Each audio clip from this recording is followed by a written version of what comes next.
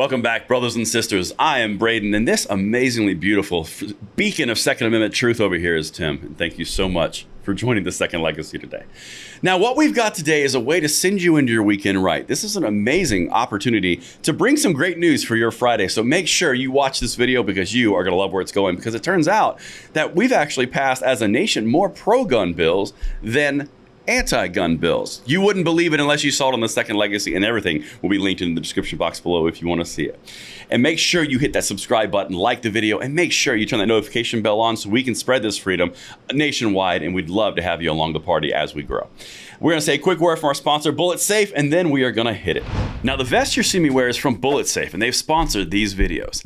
Bullet Safe is on a mission to be the #1 provider for safety equipment such as this for not only the civilian, but also the security market. Now, the VP3 that I'm wearing comes in at $299.97, which makes it completely affordable and provides up to or better than Kevlar protection. This thing is NIJ level 3 tested. You are talking about up to 44 Magnum stopping on this bad boy. They've made it concealable, discreet, comfortable, and breathable. It's modular and upgradable, and in comparison to previous models, it's 50% thinner and 25% lighter. As you can see, I'm wearing it in the filming of this spot, and it is not even adding to any of my dexterity whatsoever. This is something very concealable, and if you're in the market, this might be something just for you. And thank you to Bullet Safe for making this content possible. All right, thank you so much to Bullet Safe, as I said, but let's get into this. Tim, you're looking good on this Friday. How are you, my man? Feeling good, man. And, you know, I love a positive note. And I think this video will be pretty positive because Feels pretty good. Yeah, it just goes to that whole, line that we always talk about. We're winning. But Yep. let's delve into it because this is good stuff. Let's get it. Allow me to introduce Mr. Producer 13, please, for the people. U.S. lawmakers okayed more pro-gun bills than safety measures since Uvalde. First of all, I love how they said safety measures versus pro-gun. Well, whatever. It's the media. It's Axios. But the whole point here is more pro-gun legislation in all the media coverage, all the attacks on the Second Amendment, all the Democrat talking points, all of it, and you're still prevailing. Come at me, bro. Just saying. You just got to love the phrasing, man. They just can't help but push their agenda no matter what. Journalism is so dead, know. That's exactly You have pro-gun bills and anti-gun bills. It's not a safety measure. Right. There's nothing safety related with gun bans. But it sounds nicer. It does, and it pushes the agenda. Our video yesterday really pushed the whole, it was a safety measure with the whole, pickaxe and breaking through doors. It was all about safety. But that was yesterday. You guys should check that video out. So let me show you here, Tim, and the people, of course, watching, the amazing people of the Second Legacy. I'm going to throw this up. It's number 8. Here is an actual representation of the United States. I actually really like this graphical representation, but what you see here is the purple is any restrictive safety measure, and orange is expanding access to firearms or benefit the firearm industry. There we go again with the manipulation. But as you can see here, we've got the who's who on the blue side, or the purple side. Washington State, Utah dabbled, Michigan went real deep anti-gun this year. New York, of course, New Jersey, Vermont, the usual suspects, and Maryland joined the fray. You had Colorado trying to attempt to be the new California, with New Mexico doing some moderate gun control measures. However, and this is a big however, you've got a whole lot of orange on there. For example, West Virginia doubled down, went even further. Tennessee, Kentucky, and Mississippi. Arkansas also jumped down. By the way, Louisiana just passed concealed carry in the House. It's still working its way through the Senate. Florida became, constitutional carry. Florida became constitutional carry. You had Montana, North Dakota, South Dakota, Wyoming, and Idaho all becoming further in the freedom category. And Hawaii out there in the little blue bastion being a little blue island of gun control. So when you're looking at that, and that's as of May 17th, Tim, what are your initial thoughts? Because I like that graphical representation. What are your initial thoughts of that? If it's a Venn diagram, I probably understand it more. Gotta love VP Harris. Anyway, so no, that's all great news, man. That's if you could limit your jokes to I know, but if you could limit your jokes to something that at least 25% of our audience would understand, that'd be great. Just say it. Oh, come on. Everybody knows VP Harris loves Venn diagrams and she's a cackle box. And if we want to send this to her to razz her on Twitter, we have to put it into a Venn diagram because she won't know what she's looking at. But anyway, I don't want to get too far down that rabbit hole. But it's good news. She's the czar of AI. Yeah, I know, right? Is she? Did they finally appoint her? Good grief. We're all doomed. Yeah. But anyway, yeah. I would imagine that, Skynet's going to become self-aware in a few minutes. But anyway, probably another reference nobody gets. No, that one I get. Child. That one's approved. That's Braden approved. But let's, I appreciate that. But okay, back to my question, damn it. Right. No, I think that this is, it obviously shows that, once again, it drives home the point we're always making, that we are winning. Now, Utah's done some crazy stuff. They got a lot of blue dots. They got a lot of orange dots. But the fact that it's being backed up by orange dots means that there's a conflict there within their state legislature. So, and so there's good forces battling the bad. But overall, the nation's moving in the right direction. The harder the anti-gunners push, the more we're pushing back, and we're pushing back through the federal court system and through the state legislatures, and we're getting stuff done. Now, this is something they desperately want to do themselves. They're trying to, they've almost, I won't say they've given up entirely at the federal level, but they know they're getting nowhere with the SCOTUS, right? And they don't have a super majority in either one of the houses. So they're just kind of coasting over there, and they're refocusing through lawsuits and trying to push stuff at the state levels. But they're really only achieving their goals in far left bastions like California and places like that, right? In New York, that's really where they're seeing these limited successes. The rest of the country wants nothing to do with their initiatives. Absolutely. That's a very good synopsis. What you're seeing is the loudest, the most solidly ardent gun control states reinforcing what they've already done because it doesn't work. There's so much gun control and it works so well that they need more of it. It's the ultimate irony that's always existed, and everyone knows it and sees it. You can look at any city that has gun control measures. You can see pretty rough things happening there. However, it's about the state legislatures. The center of power in this country is the state legislatures.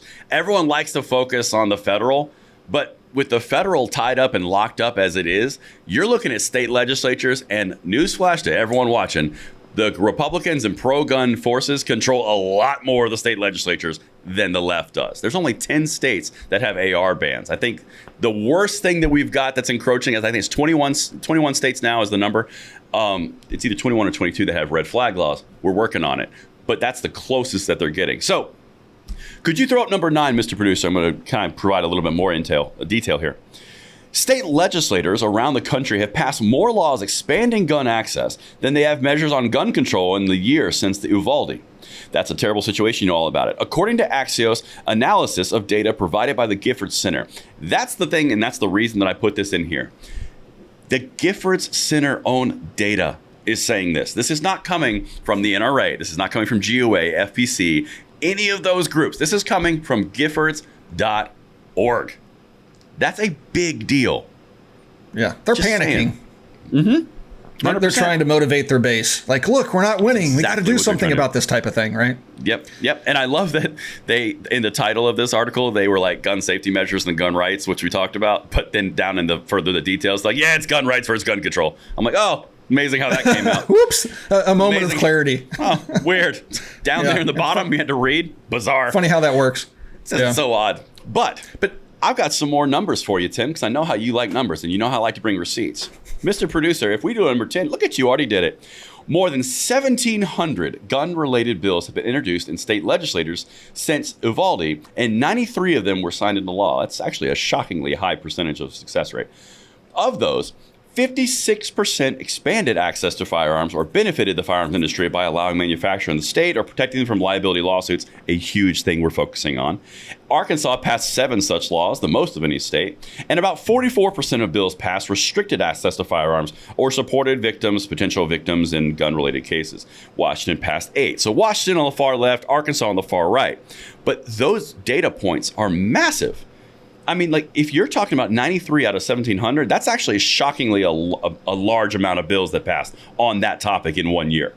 I mean, that really is. And to have 56% of those being pro-gun, that's amazing. Given how strong the anti-gun forces have been pushing for the last few years.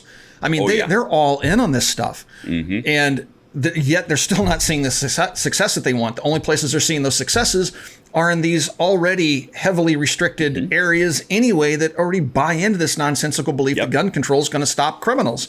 And like you said, it's funny. It's not funny because people are getting hurt, innocent people, but seeing states like California just continuously passing these anti-gun laws, and it's the very definition of insanity. It's not working, therefore we're just going to double down and pass another one. It's still not working. We're going to pass another one, and this goes to the point we're trying to make. The anti-gunners will lie to you and say, we just want reasonable restrictions. Nobody's coming after your guns. We just don't want you to have this gun. But when they take that gun away and they still don't address mental health issues, they still don't address issues with criminal and issues with our prison system, they don't address the core problems. They just keep going after inanimate objects. When that fails yet again, what do? They say, well, we took that gun away. You still can't behave yourself, so we're going to take this one away. Then we're going to take this one away. We're going to take this one away. But we're not coming for your guns until they take them all away. They're lying to you, and what they're trying to tell you is going to save you isn't going to help. It's just going to make things worse, as we see in every major city in this country. Man, Tim dropping Tim bombs of truth. I love that. So it's funny you say that, because you just reminded me of something I saw when I was doing some research on the Michigan red flag laws. So I believe, and don't hold me to this, I believe it was the state attorney general. It was one of the higher level impact drivers in Michigan underneath Gretchen Whitmer. The day, not day after, not day before, the day Whitmer signed the red flag laws this week, she came out on MSNBC and said, this is a great floor to operate from and build upon. Then she started introducing things. We might do a video on this, we might not. She started introducing concepts like, well, we really need to get schools to force parents to identify who has guns in their home and, really prepare and understand those communications and lines of communication. After you just passed a red flag law, you're going straight to parents and doctors have to inquire who has firearms and who doesn't. Like, you guys didn't even wait like 10 seconds for the ink to dry and celebrate the victory. You're just going right to the next one. Because they see a little bit of success and that inspires them to go for the whole enchilada. They always power drunk. Yep. They Absolutely. think that they were just given a blank check to do whatever they want, and immediately upon that they think they're going to seize the moment and push even harder. Right. And it shows that they're lying to you. Oh, absolutely, and that's why I bring that up. And in Michigan, another reason why this is occurring in Michigan, because Michigan's a middle of the line state. That is not a far blue bastion. That's right in the middle. And if you look at what they did the past 40 years, they've always had a split government power structure. Now they have straight D, governor, state senate, and state legislature, or House, making the legislature. They get full power, and they held nothing back. They went right after red flag laws, enhanced background checks, which is universal background checks, and safe storage laws immediately. And before they could even breathe a sigh of victory, they're already going after, let's ask doctors and school administrators to talk about, who has a gun in their home and maybe compile a list, which we could probably utilize that whole universal background check thing that we just did, and then implement red flag laws. They build systems. It is never about what they tell you. It's always about the next step. But that's probably another content for another video, because I got to finish these numbers because I owe it to the viewers and you, Tim. I owe it to you. So, Mr. Producer, could you hit number 11 for me? We're going to zoom in. In 14 of the 17 states that only enacted bills loosening gun restrictions, Republicans control both chambers of the legislature and the governor's office. The other three states, and I love this, by the way, Kansas, Kentucky, and North Carolina have GOP-controlled legislators, but Democratic governors. Now, the reason I love that is North Carolina, they have a supermajority in the Senate and the state House. They've already overridden vetoes, repealing gun control bills and pistol permitting in North Carolina. So if this does not show you all the stuff that we're breaking down right now, that the state legislatures matter, and the state votes matter to where you live and the power that you have, even if it's a split government, I don't know what I can do more. Like, here it is. It's all linked. Yeah. Read it. And this is why I always say, all politics start at the local level, and you have to really focus at the state level and local level and work up from there. And I'm not saying whether I agree or disagree with the legalization of marijuana, but this is an example of where the states have defied the federal government. Marijuana is a Schedule I substance according to the federal government, but many states are saying, we don't care what you say, feds, we're legalizing it.